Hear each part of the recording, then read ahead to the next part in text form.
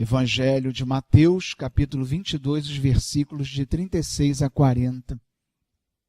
Uma meditação pequena, mas que é um tema que realmente a gente precisa refletir.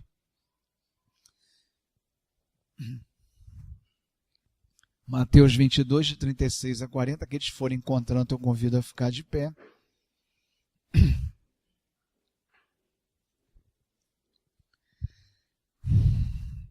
Mestre, qual é o maior mandamento da lei? Essa pergunta foi feita por um fariseu, né? Respondeu Jesus: ame o Senhor, o seu Deus, de todo o seu coração, de toda a sua alma e de todo o seu entendimento. Esse é o primeiro e maior mandamento. E o segundo é semelhante a ele: ame o seu próximo como a si mesmo. Desses dois mandamentos dependem toda a lei e os profetas. Deus amado, nos conduza nessa meditação e glorifica o teu nome, Senhor, através dessa palavra. Amém. Podeis assentar.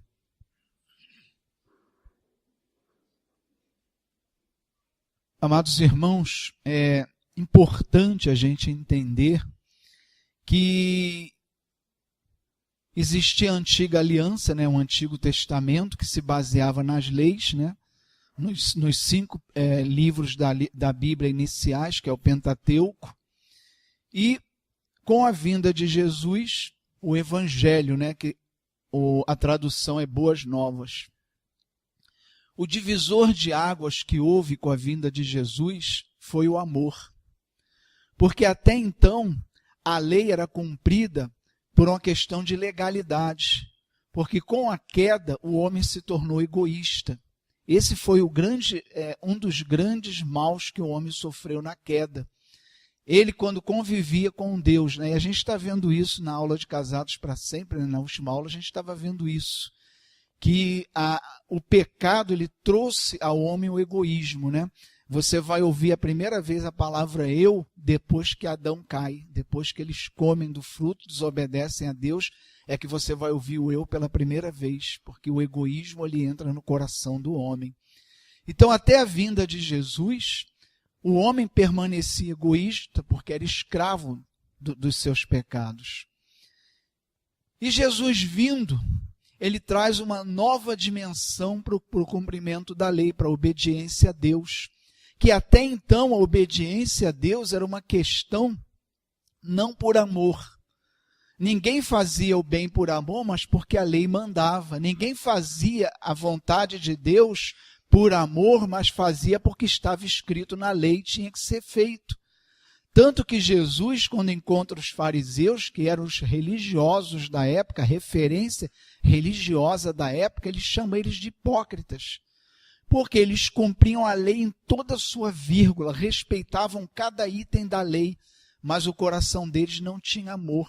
Eles desprezavam as pessoas. Então Jesus falou: olha, vocês por fora são muito bonitos, mas por dentro é uma podridão só. Ele compara com o sepulcro, né? Que por fora é caiado. Naquela época não existia, né, os sepulcros de azulejo como tem hoje. Então ele falava: por fora vocês são como sepulcros caiados, muito bonitinhos, mas por dentro só tem podridão. Porque justamente a nova dimensão que a obediência a Deus ganha é o amor. Então o amor, ele passa a ser a motivação da obediência a Deus. E Jesus ele vem falar exatamente isso. Ele diz assim: ame o Senhor, o seu Deus, de todo o teu coração, de toda a tua alma, de todo o teu entendimento. Esse é o primeiro e maior mandamento. E o segundo é semelhante a ele: ame ao seu próximo como a si mesmo. Desses dois mandamentos dependem a lei e os profetas. Ou seja, se você amar a Deus sobre todas as coisas e amar ao próximo como a você mesmo, você vai cumprir toda a lei e os profetas. Tudo que estava na lei, tudo que foi dito pelos profetas, a gente cumpre se nós amarmos a Deus sobre todas as coisas e ao próximo como a nós mesmos. Então Jesus, ele devolve a nós, né, pelo poder do Espírito Santo que é derramado, ele devolve a nós a capacidade de amar, que nós havíamos perdido lá na queda. Então, pela restauração de Jesus, o eu pode ser mortificado para que a gente possa amar a Deus e ao nosso irmão. E é esse amor que passa a ser o mandamento. E Jesus fala amar a Deus em primeiro lugar, né, sobre todas as coisas, e ao próximo como a ti mesmo. Esse é o primeiro e o segundo mandamento, e disso vai depender todo o resto. Então o amor, ele passa a ser um mandamento, porque é a motivação a partir de Jesus para o cumprimento da lei. Agora, não cumprimos porque é uma ordem, mas cumprimos porque amamos. E isso é uma mudança radical na história do povo de Deus. O que Jesus vem trazer, por isso a palavra boas novas, que é a salvação que chegou, mas também a restauração do homem, segundo a semelhança de Deus. Em 1 João capítulo 4, versículo de número 10, 1 João 4, 10, você vai mais para frente, 1 João 4, 10, diz assim, amém? Nisto consiste o amor, não em que nós tenhamos amados a Deus, mas em que Ele nos amou e enviou seu Filho como propiciação pelos nossos pecados. Ora, quando Jesus vem, a gente ainda não tinha capacidade de amar a Deus, ainda éramos egoístas em nossos pecados. Mas Jesus nos amou primeiro, Ele veio apesar de não o amarmos, e nos amou primeiro. E nós temos que entender que a nossa capacidade de amar, e quando eu falo a capacidade de amar, eu estou me referindo ao amor ágape, que é um amor conforme o amor de Deus, que é aquele amor que se dá sem esperar retribuição, aquele amor que você se sente plenamente, né, feliz, plenamente satisfeito no próprio amor que você dá, não depende de retribuição. Esse é o amor de Deus por nós. Deus nunca nos amou em retribuição, Ele nos amou primeiro, Ele nos ama apesar de sermos quem somos. E esse é o amor que Deus nos dá a capacidade de sentir, aquele amor que não exige retribuição. E Ele diz, olha, Ele nos amou primeiro, porque éramos egoístas, e Ele nos deu a capacidade de amar. E, amados irmãos, a grande transformação no homem aí foi a mortificação do eu em detrimento ao amor de Deus e do próximo. E eu quero dizer a você, meu irmão, nessa manhã, que o maior desafio para nós vivermos esse amor hoje somos nós mesmos.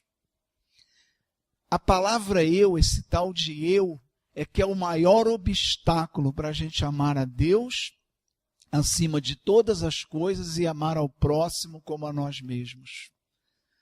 Porque nós somos ainda tem na nossa natureza humana decaída o nosso eu como centro da nossa vida. E esse ainda é o nosso grande desafio hoje. A gente mortificar o eu, né? A gente está vendo isso também na lição de Casados para Sempre, que o maior desafio do homem é mortificar o eu para que esse amor possa acontecer em nossa vida. Então, amados irmãos, esse desafio, ele está dentro de nós mesmos. Não está nas circunstâncias, não está nas coisas que estão acontecendo no mundo, mas a maior barreira está dentro de nós mesmos, na nossa natureza humana decaída, porque o nosso eu ainda fala muito alto, é dentro de nós, e se ele não for mortificado, a gente não consegue amar a Deus sobre todas as coisas e amar o nosso irmão como a nós mesmos. E a grande verdade, irmãos, é que se o amor de Deus estiver em nós, ele vai se manifestar na convivência com nossos irmãos. É inevitável, se o meu coração, ele está cheio desse amor de Deus, que me faz amar gratuitamente, que me faz ter um amor ágape conforme o de Deus, é inevitável que esse amor se manifeste na convivência com nossos irmãos. Por isso, amar ao próximo é um mandamento, porque não tem como a gente dizer que é de Deus, a gente dizer que em nós vive o Espírito de Deus e que a gente vive pelo Espírito, se essa realidade não se manifestar no relacionamento com nossos irmãos. A palavra, a gente vai ver mais para frente, diz, se a gente diz que ama a Deus e não ama o próximo, a gente é mentiroso, Porque se esse amor que nos torna capaz de amar a Deus em primeiro lugar está no nosso coração, é inevitável que ele seja manifestado na convivência com nossos irmãos. Por isso não tem como eu dizer, olha, eu recebi de Deus esse amor, eu amo a Deus sobre todas as coisas, mas se eu não amo meu irmão, isso é uma mentira. Porque o mesmo amor que me motiva a amar a Deus sobre todas as coisas, ele vai me motivar a amar o meu irmão como a mim mesmo. Então não tem como você ter esse amor, ele se manifestar só para Deus e não se manifestar para o irmão. Evangelho de João, capítulo 14, versículo 21.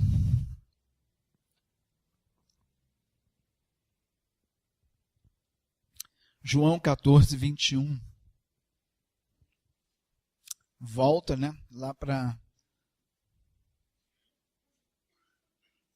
Evangelho de João, capítulo 14, versículo 21.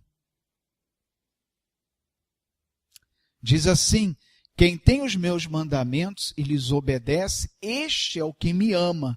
Aquele que me ama será amado por meu Pai, e eu também o amarei e me revelarei a ele. Não há amor a Deus sem santidade.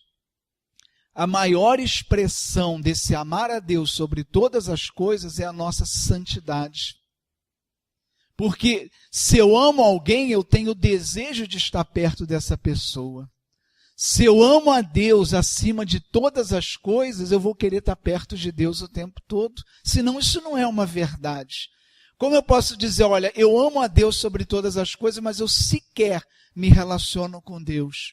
Sequer eu me ocupo das coisas de Deus. Então, não tem como ser assim. E se eu amo a Deus sobre todas as coisas, eu vou querer estar perto daquele que eu amo sobre todas as coisas. E não tem como estarmos perto de Deus sem santidade. Não tem. Porque Deus, na sua natureza santa, perfeita, ele não consegue se relacionar e conviver com o pecado. Não tem como o pecado estar na convivência com Deus. Por isso, tudo que é destinado a Deus e todo aquele que é para Deus, ele precisa ser separado. Por isso que a igreja é de separados. Pessoas foram tiradas do mundo para servir a Deus. Nós somos separados do mundo. Nós não vivemos mais segundo a ordem do mundo, segundo as suas filosofias, mas nós vivemos segundo a palavra de Deus. Somos separados porque tudo que é para Deus precisa ser consagrado, porque Deus não pode receber pecado. Então, seja a nossa vida, seja aquilo que fazemos, tem que ser santificado. Então, o nosso amor a Deus, ele compreende santidade. Porque eu não tenho como me relacionar com alguém que eu amo sobre todas as coisas se eu não for santo. Como eu vou dizer que amo alguém se a minha vida desagrada essa pessoa plenamente? E o pecado desagrada a Deus plenamente. É algo que está fora da natureza de Deus, é algo que a própria essência de Deus rejeita com toda a sua extensão. Então eu não posso, dizer que amo a Deus sobre todas as coisas se a minha vida não tiver santidade. A santidade é uma manifestação do meu amor a Deus sobre todas as coisas. Nesse mesmo capítulo, volta um pouquinho lá no versículo 15. Confirmação disso, O próprio Jesus dizendo, mesmo capítulo que você está, versículo 15. Se vocês me amam, obedecerão os meus mandamentos. Jesus é muito claro. O mandamento é amar a Deus sobre todas as coisas. Jesus diz, olha, se você me ama sobre todas as coisas, você vai obedecer meus mandamentos. Como é que eu posso amar alguém e desprezar a vontade dele? Como? Que eu posso amar alguém e nem levar em consideração a sua vontade. Se eu amo a Deus sobre todas as coisas, a vontade de Deus é relevante na minha vida. Se eu amo a Deus sobre todas as coisas, aquilo que Deus fala para mim está em alto conceito, em alta relevância. Então Jesus diz, olha, a maneira de demonstrar o amor por mim é obedecendo a minha vontade. Mais uma vez, santidade. A santidade é a plena obediência da vontade de Deus. Eu sou santo à medida que a minha vida é a expressão da vontade de Deus. Livro de Deuteronômio, capítulo 7, versículo de número 9. Deuteronômio, capítulo 7, só o versículo 9, amém? lá no comecinho da Bíblia. Deuteronômio, capítulo 7, versículo de número 9. Amém? Saibam, portanto, que o Senhor, o seu Deus, é Deus. Ele é o Deus fiel, que mantém a aliança e a bondade por 1000 gerações. De quem? Daqueles que o amam e obedecem os seus mandamentos. A palavra obedecer está sempre atrelada à palavra amor. Ele fala aqueles que amam e obedecem, ou seja, aqueles que amam e demonstram esse amor, aqueles que amam e vivem esse amor, aqueles que amam de uma forma real e concreta. Então ele diz aqui, sabemos que Deus age em todo... Saibam, portanto, que o Senhor é seu Deus. E Ele é um Deus fiel que mantém a aliança e a bondade por 1000 gerações daqueles que o amam. Ou seja, a fidelidade de Deus e a bondade de Deus, ela tem um alvo específico. É aqueles que amam a Deus. Aqueles que amam a Deus. Então, o nosso amor a Deus, para termos uma vida abençoada, não pode ser um amor circunstancial, né? Aquele amor tremendo que me leva a Deus na hora que eu estou no sufoco. Mas uma vez resolvido, Deus volta a ficar lá guardadinho onde Ele está para quando eu precisar.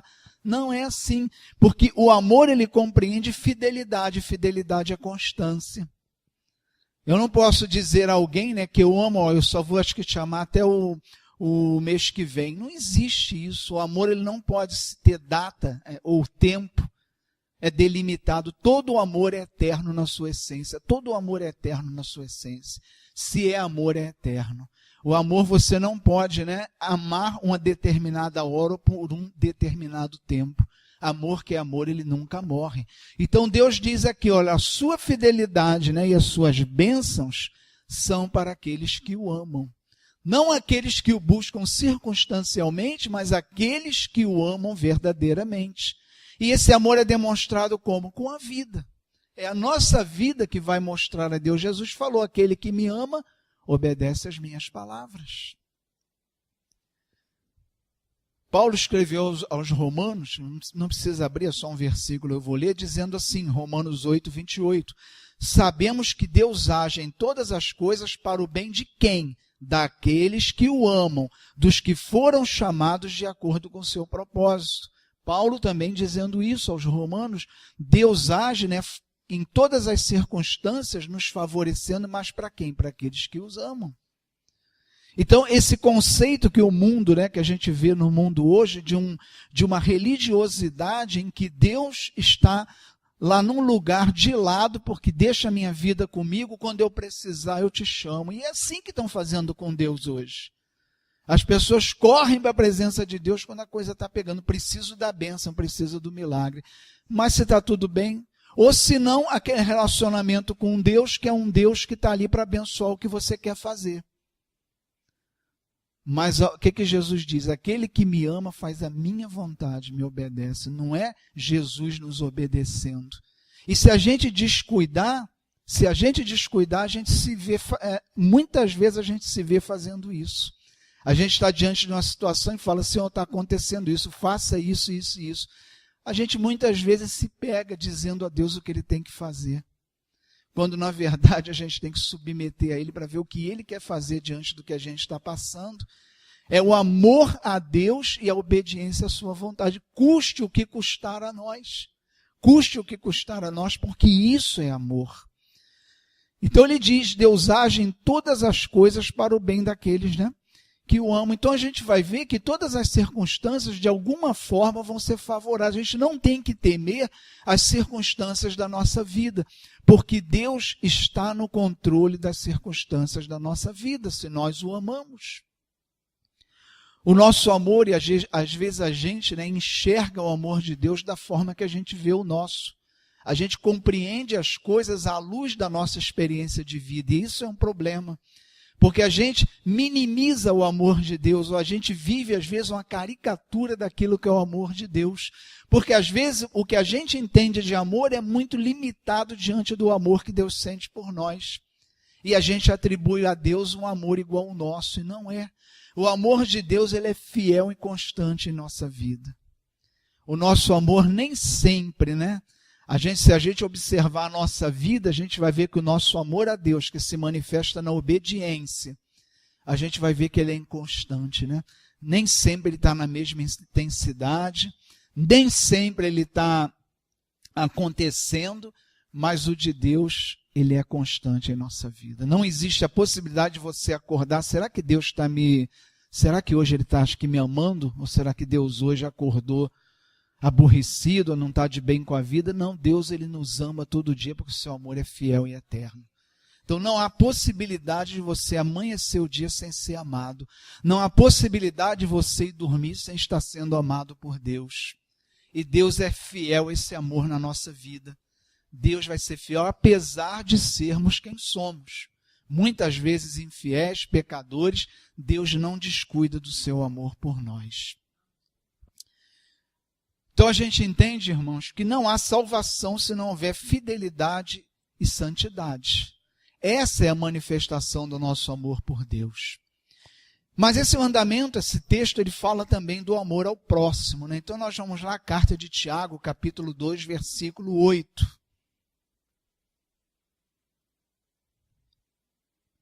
Diz assim: se vocês de fato obedecerem à lei do reino encontrada na Escritura que diz, ame o seu próximo como a si mesmo, estarão agindo corretamente. Então, se vocês de fato obedecerem à lei, a obediência é a nossa manifestação de amor a Deus, encontrada na Escritura, ame o próximo como a si mesmo, estarão agindo corretamente. Então, o amar ao próximo como a mim mesmo é a manifestação da minha obediência, que é a expressão do meu amor a Deus sobre todas as coisas. Uma coisa está relacionada à outra. Aí eu entendo por que amar o próximo é o mandamento. Aí eu consigo entender por que toda a nossa vida espiritual ela precisa se desenvolver na comunhão dos santos, na igreja. Aí eu consigo entender porque a salvação ela não vem de uma forma individual, mas a salvação é sempre para um povo, para uma igreja.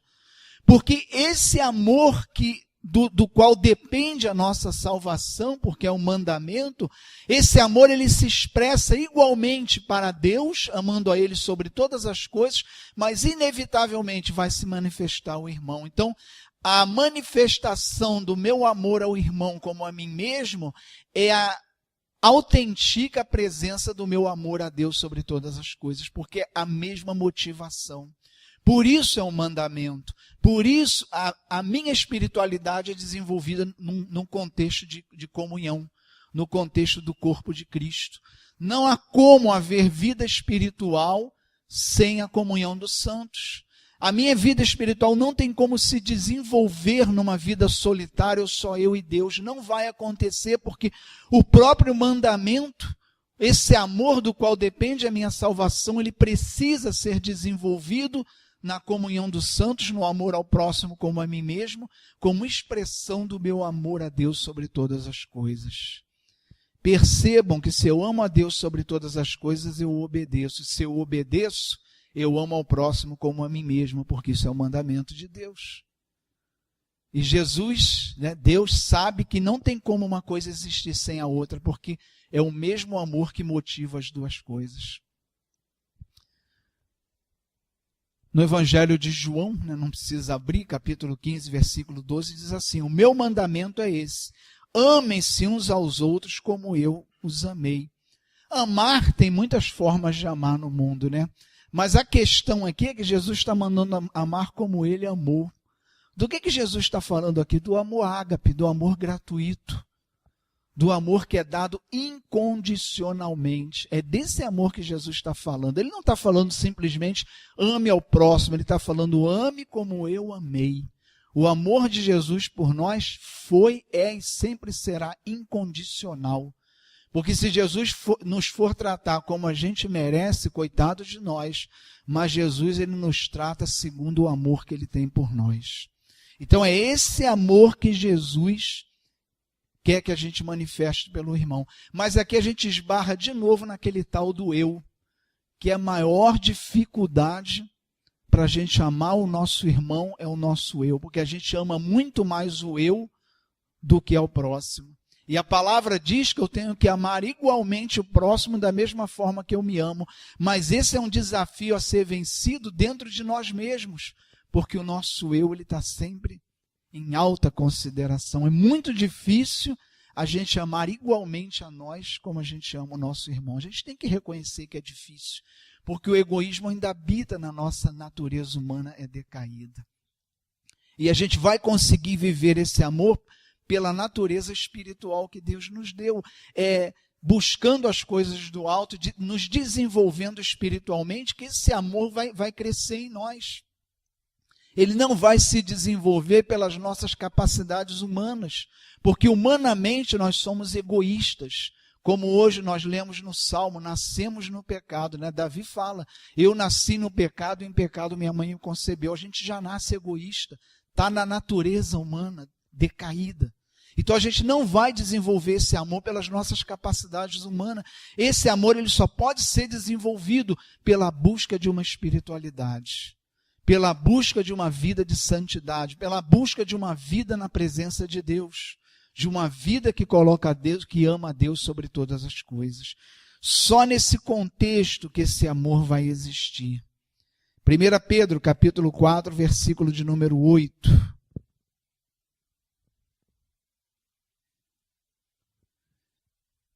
Amém? Diz assim, sobretudo, amem-se sinceramente uns aos outros, porque o amor perdoa muitíssimos pecados. Gente, o amor, quando é sincero, ele resiste às diferenças. O amor, quando é sincero, ele resiste aos contratempos dos nossos relacionamentos. Porque, amados irmãos, nós não somos iguais, a nossa bagagem de vida não é igual, não pensamos de forma igual, não temos pouca coisa em comum em termos de bagagem de vida. E elas vão se confrontar em algum momento. Nem sempre eu vou pensar igual ao meu irmão, nem sempre eu vou entender as coisas da forma como meu irmão entende, mas o amor, se for sincero, ele vai sobreviver a tudo isso. Amor que na primeira contenda dá as costas e vai embora, esse amor não é sincero, porque o amor, se for de verdade, ele resiste a isso. Ele vai resistir a isso com certeza. Em 1 João, capítulo 3, versículo 15 a 16. 1 João, capítulo 3, versículo 15 a 16.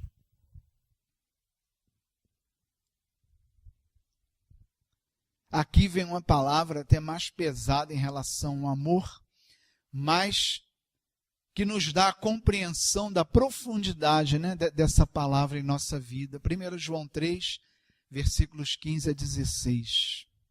Amém? Quem odeia seu irmão é assassino. Olha a palavra aí, né? O que João está falando? Quem odeia o seu irmão é um assassino.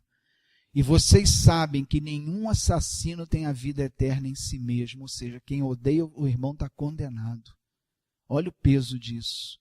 Nisso conhecemos o que é o amor.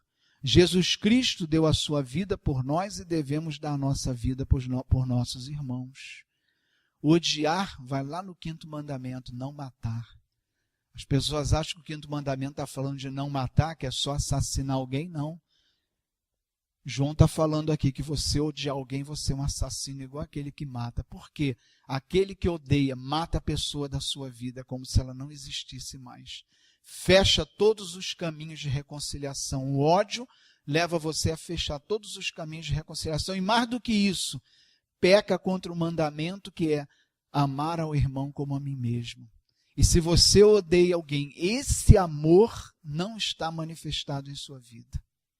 E nós só somos salvos se esse amor se desenvolver em nós. E isso é muito grave. Cristão não pode odiar ninguém. Cristão não pode guardar rancor de ninguém. Porque o rancor ele é fruto da falta de perdão e cristão tem que perdoar. Quando alguém carrega rancor de alguém no seu coração é porque teve lá atrás uma falta de perdão. E a falta de perdão depõe contra o amor ao próximo e a obediência a Deus, colocar a Deus em primeiro lugar e o irmão amar como a mim mesmo, não tem como eu negar o perdão. E eu lembro aqui o que eu sempre falei, o perdão não vem quando a gente esquece o que a pessoa fez ou quando o coração está curado. Não é o perdão, é uma decisão. Ainda que esteja muito forte na minha mente o que a pessoa fez, ainda que o meu coração ainda esteja machucado, eu tenho que decidir perdoar a pessoa. E no momento que a gente faz isso, a gente está abrindo o coração para Deus tratar, para essa ferida ser curada. Esquecer a gente não vai, perdão não dá amnésia em ninguém. É o maior erro dizer, pastor, não perdoo porque eu não consigo esquecer o que ele fez. E nem vai, você vai lembrar disso a vida toda, a não ser que você tenha uma amnésia ou tenha uma doença. Senão você vai lembrar. Porque o meu coração ainda está doendo. Não importa, isso não impede você de perdoar. O perdão é uma decisão. Então, se você tem rancor de alguém, ódio, que é pior ainda, eu vou dizer que é o ápice do rancor, é fruto de falta de perdão, que depõe contra esse amor que dependemos para a nossa salvação. Não tem como você dizer, olha, eu amo a Deus sobre todas as coisas, e ao meu próximo como a mim mesmo eu não perdoo. Aonde está esse amor? Aí Paulo vem lá aos Romanos, capítulo 15, versículo 2, não precisa abrir só um versículo, diz assim, cada um de nós deve agradar o seu próximo para o bem dele, a fim de edificá-lo. Agradar e ser agradável com o próximo. A gente não pode ser desagradável com as pessoas, tem que ser agradável e agradar. Aqui está um outro problema também, porque a gente gosta de ser agradado. Aí o eu vem de novo atrapalhar tudo. Por que Paulo está falando aos Romanos? Cada um deve agradar o seu irmão, ou seja, a gente não deve ser apático, a gente tem que procurar agradar as pessoas. Como que o amor se manifesta? Abençoando, agradando, fazendo bem. É assim que a gente manifesta o amor. Nós vamos estar vendo isso na pregação de hoje à noite. O amor ele tem a sua expressão própria. O amor ele não fica contido no coração sem transparecer através de atitudes. O verdadeiro amor, esse amor que Deus colocou em nós, o amor ágape, ele se comunica. Ele se transmite, não tem como ficar guardado em nós. Então, nós vamos agradar ao nosso irmão, nós vamos ser agradáveis ao nosso irmão. Então, amados irmãos, esse é um grande desafio para o nosso eu de novo, porque a gente gosta muito de ser agradado. A gente gosta de ser agradado pela nossa família, a gente gosta de ser agradado pela igreja, a gente gosta de ser, agradado pelo pastor. A gente gosta de ser agradado o tempo todo. E se desagradar, não serve mais para nós, porque me desagradou. É sempre o eu, o mim, está sempre na frente. E isso é mal, porque o nosso objetivo, se esse amor está em nós, o alvo é sempre o outro e nunca nós mesmos. Mortificar o eu. Isso eu acho que é a ênfase da palavra de hoje, a mortificação do eu. Enquanto o eu fala alto dentro de nós, nós vamos ter uma barreira muito grande para exercer esse amor. Vamos ter uma barreira muito grande para que esse amor ele se desenvolva e cresça em nós. Nós precisamos mortificar o eu, porque o eu ele é levantado, é uma bandeira que o egoísmo levanta dentro de nós. Toda vez que nós... Veja que a palavra não está dizendo para você amar o seu irmão mais do que a você mesmo, senão você vai virar um saco de pancada. Não é isso. A gente também não tem que, se você ama mais o seu irmão do que a você, você está se depreciando, isso aí é algo doentio. Pessoas que não se amam, elas têm um problema emocional que precisa ser tratado. Porque nós temos que nos amar. O cristão ele tem o direito de dizer não quando vai prejudicar ele. Tem pessoas que precisam ouvir não. Tem pessoas que precisam ouvir não. A palavra não que tem que ser dita em determinadas horas. Mas a gente não pode ter o eu na frente de tudo. Se não me agrada, se não me favorece, se não está me fazendo bem, não. Não, nós temos que considerar o outro assim como consideramos a nós. Então isso vai nos levar ao desejo de agradar, de ser agradável, de amar, de fazer o bem, de abençoar, que é a expressão da vida cristã. Por isso a expressão da vida cristã é essa. Todo cristão é um abençoador em potencial, porque é a expressão desse amor, não tem como ser diferente. E esse amor ele vai se desenvolvendo na nossa convivência. Para finalizar, Colossenses capítulo 3, versículo de 12 a 15.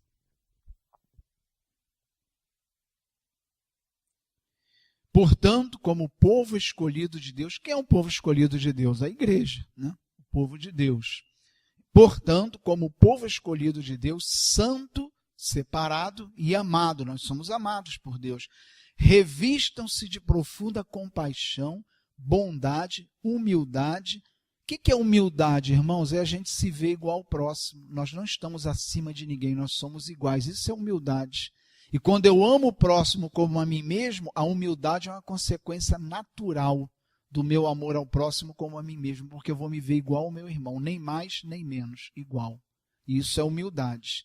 O contrário é humildade, eu achar que eu estou acima de todo mundo, que a minha vontade, a minha palavra está acima de todos, o que eu acho está acima das pessoas e eu sou melhor do que as pessoas. Isso é o contrário da humildade. Quando a gente vê com igualdade, somos todos iguais, porque eu amo meu irmão como a mim mesmo, aí nós vamos ser humildes. Então ele diz aqui, revistam de profunda compaixão, bondade, humildade, mansidão e paciência, suportando-se uns aos outros. Olha a palavra que Paulo usa aqui, porque não é fácil. Toda intimidade vai chegar um momento que você tem que suportar. Um dia ou outro você vai ter que suportar o seu irmão e até você mesmo. Tem dia que eu tenho que me suportar. Porque nós somos humanos, a gente tem que reconhecer. Nós não somos um mar de rosa todos os dias, não somos. Nós temos os nossos altos e baixos. Tem dia que a gente mesmo fica chateado com as nossas reações. Né? Às vezes no trânsito, onde for, na hora depois fica, puxa vida. Às vezes a gente se decepciona com a gente, porque o nosso espírito ele quer andar segundo o amor de Deus. E às vezes a gente tem que reconhecer que a gente se decepciona com as nossas reações. E às vezes tem que suportar nós mesmos. Então Paulo diz, suportando-se uns aos outros e perdoem as queixas que tiverem um contra os outros. Irmão, queixa não é para levar adiante, é para perdoar. O pior problema que tem da Rádio Corredor é queixa, porque se a gente for dar vazão à queixa, o que não falta é queixa uns dos outros. Porque independente de quem está certo ou errado, desde que não esteja conforme o que a gente pensa, a gente já se queixa, porque o eu fala muito alto dentro de nós. Se o irmão for contrário em qualquer coisa desagradar, o eu já fica latejando, ó, não concordou com você, não está fazendo do jeito que você pensa. E a gente vai se queixar o tempo todo, se for assim. Essas queixas é um veneno dentro da igreja, da família, do trabalho, de qualquer lugar que você tiver. Então, queixa não é algo para você levar adiante, mas é para perdoar. Né? E com sabedoria ele diz aqui, perdoem as queixas que tiverem contra os outros, ou seja, não leva adiante, mas perdoa que ela pare em você. Né? Porque a Rádio Corredor é algo terrível, né? A gente lembra daquela dinâmica, né? Um começa a falar aqui no ouvido, vai passando de ouvido, quando chega lá no final, uma história completamente diferente que você falou aqui. Ela vai se distorcendo, porque as queixas elas vão amplificando, né, os defeitos, nunca as qualidades, né? Vão amplificando os defeitos. Perdoem como o Senhor lhes perdoou. Como é que Deus nos perdoa, gente? Incondicionalmente. Paulo diz, nós éramos inimigos de Cristo, ele nos amou, ainda assim morreu por nós.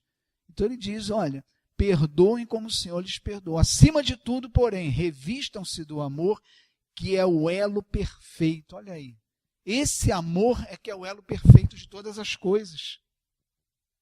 O melhor da minha convivência com Deus e com os irmãos vai ser através desse amor.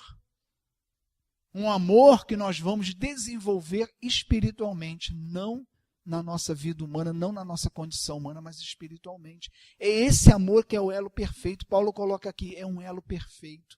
Porque se a gente tiver esse amor desenvolvido em nós, a nossa comunhão ela vai ser plena e vai ser verdadeira, não vai se romper por qualquer razão, por qualquer motivo. Que a paz de Cristo seja o juiz em seu coração, visto que vocês foram chamados para viver em paz. O chamado de Deus é para que a gente viva em paz. E essa paz só vai acontecer se esse amor estiver desenvolvido na nossa vida. Se o nosso eu estiver falando alto, não vai ter paz, porque o meu eu vai conflitar com o eu do outro, isso não vai ter paz. A paz vai ter quando o eu for mortificado, para que o meu irmão seja amado da mesma forma que eu me amo. Quando meu Deus for amado acima de todas as coisas. E quando diz a palavra amar a Deus sobre todas as coisas, é sobre a minha vontade, sobre o que eu quero e sobre o que eu sou. Acima de mim também. Não é amar a Deus sobre todas as coisas, mas eu não, peraí. Não, eu também. Se eu amo a Deus sobre todas as coisas, eu vou amar a Deus acima de mim mesmo. Aí já não diz amar ao próximo como a ti mesmo. O próximo eu vou amar como a mim mesmo, mas Deus eu vou amar acima de todas as coisas, inclusive acima da minha vontade. Aí é diferente. E sejam agradecidos. Pior coisa que tem, gente. Cristão que não desenvolve esse amor, um cristão que vive se queixando de tudo. Não tem nada pior do que você conviver com uma pessoa que se queixa o tempo todo. Olha, uma coisa, rapaz, que eu testemunhei com meu pai, esses 1 ano e meio que ele ficou de cama, sofrendo muito, gemia, noite e dia. Eu nunca vi o meu pai se queixar do que ele estava passando. Se tem uma coisa que ele deixou, que marcou para a minha vida toda, nunca ouvi ele reclamar do sofrimento dele. A última coisa que eu vi ele falar do sofrimento dele foi dizer, olha, Cristo sofreu muito mais do que eu e não merecia, foi o que ele falou.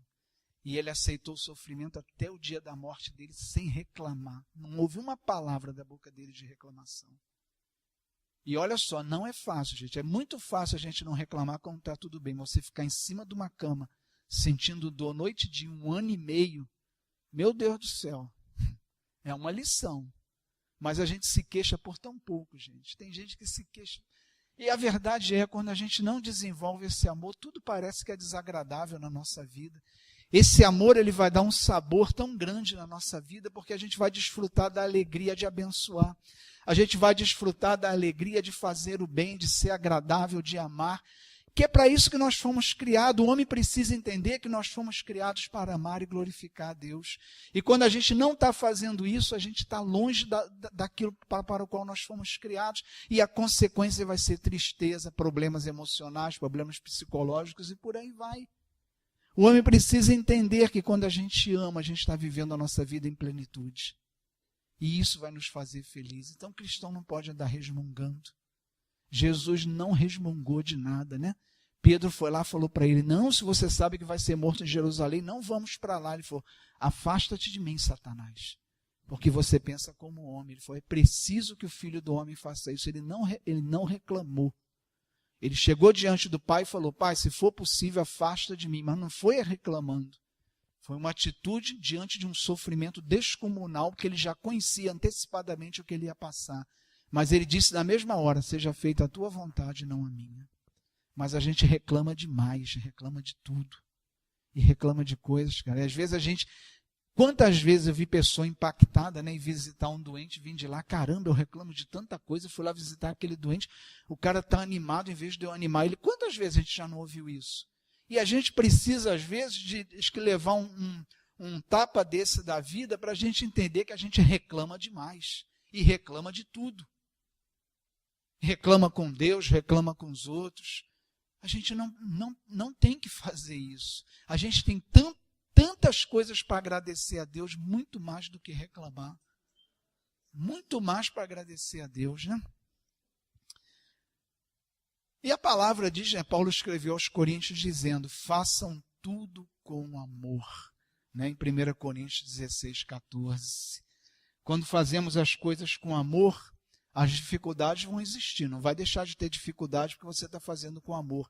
Mas essas dificuldades, elas vão ser desafios, não vão ser obstáculos. Quando a gente está fazendo uma coisa sem amor, levantou um problema, aquilo é um obstáculo, a pessoa para, larga. Mas quando a pessoa está fazendo com amor, levantou uma dificuldade, é um desafio. Não, vou fazer, vou vencer isso aí, vou fazer. Essa é a diferença. Essa é a diferença. E a gente precisa, né, fazer por amor. Ver nas dificuldades um desafio, não um obstáculo para a gente não fazer. Se a gente vê na ingratidão do irmão o obstáculo para se relacionar com ele, é porque esse amor ainda precisa se desenvolver na nossa vida.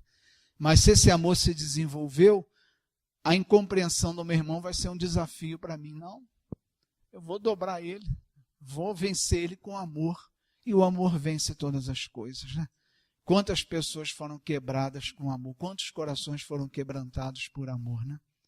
Quantos corações? Tem um exercício que, quando eu era da Igreja Católica, que eles faziam na renovação carismática, que era isso. Você orar em silêncio por aquela pessoa que tem dificuldade de se relacionar com você. Às vezes você vai para um órgão público resolver alguma coisa, você é tratado com aquele carinho que é tão peculiar, né? Aquela atenção. Experimente quando você está esperando você ficar em oração pela pessoa que vai te atender. Você vai ver o que acontece. Experimenta fazer isso. Você vai ver o que vai acontecer. Eu vi um testemunho de um homem que ele trabalhava como torneiro mecânico e ele ia numa oficina lá, ele tinha que estar sempre indo lá, o cara sempre tratava ele mal. E um dia ele sentado lá esperando o cara atender ele orando pelo cara. Sem que ele falasse uma palavra, ele estava orando em espírito. O cara olhou para ele, vem cá, você está em oração por mim? Ele falou, estou. Dali para frente mudou completamente o relacionamento deles. Oração tem poder, gente, sobretudo quando se trata de relacionamentos. Né? Minha sogra dando aula, né, num colégio público, você sabe a maravilha que é dar aula em colégio público. Né? Aquelas crianças comportadas, atenciosas. Tinha um que só faltava espancar ela. E ela falou um dia, olha, eu tenho orado por você todos os dias. Ele falou, você ora por mim, oro. Ele não só passou a se comportar, como passou a brigar com os alunos que prejudicavam a aula dela. Oração, gente. É a gente, em vez de se queixar, encarar o desafio. O amor, ele não faz dos obstáculos, ele não faz dos problemas um obstáculo, ele faz dos problemas um desafio. Então a gente tem que se questionar, será que tudo que eu estou fazendo para Deus, estou fazendo com amor verdadeiro? Ou será que na primeira dificuldade que eu tive, eu larguei para lá? Ah, não dá para fazer não, aconteceu isso. Isso é igual aquele funcionário público, você leva os documentos, ele torce para ter alguma coisa errada para não ter que te atender. Ele não confere o documento, ele procura um erro. Ah, aqui, ó, não dá, pode ir embora, estou livre desse. É ou não é assim? Será que a gente não é assim com Deus às vezes, com a nossa família, com nossos irmãos? Fica procurando, rezando para acontecer alguma coisa para você não ter que fazer aquilo. E não é assim. Com amor a gente vai até o fim. E os problemas vão ser um desafio. Amém? Vamos orar. Deus amado, nós te louvamos e agradecemos por esse momento na tua presença. E te pedimos que esse amor se desenvolva em nós, Senhor. Que nós busquemos por uma vida espiritual verdadeira desenvolver esse amor em nós. Cuida de nós nesse dia, Senhor, abençoa tudo que vai acontecer nessa igreja, como abençoastes esse culto. Abençoa a aula do CETEB, abençoa a nossa comunhão ali atrás agora, ao redor da mesa do café. Abençoa a aula de casados para sempre hoje à tarde, abençoa o culto da noite, abençoa a reunião dos jovens. Que tudo seja com a tua presença e o teu querer, Senhor. Que nada fique na esfera da reunião humana, mas que em todas as coisas tu se faça presente, Senhor. Nós entregamos essa igreja a ti, Senhor, sabendo que cada vida que está aqui é tua e que essa igreja é tua também. Que a bênção de Deus Todo-Poderoso, Pai, Filho e Espírito Santo, desça sobre nós, sobre as nossas famílias e permaneça para sempre. Amém.